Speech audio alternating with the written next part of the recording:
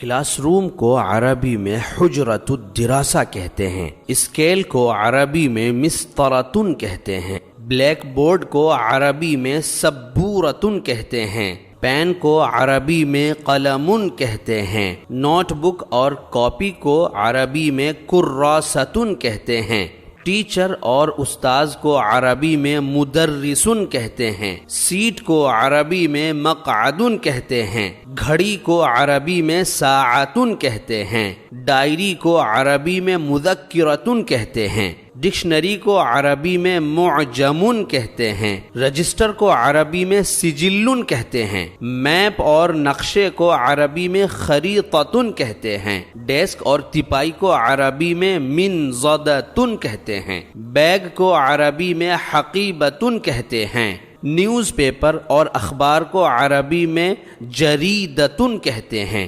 کہانی کو عربی میں قصۃ کہتے ہیں، کرسی کو عربی میں کرسی کہتے ہیں، فائل کو عربی میں ملف کہتے ہیں۔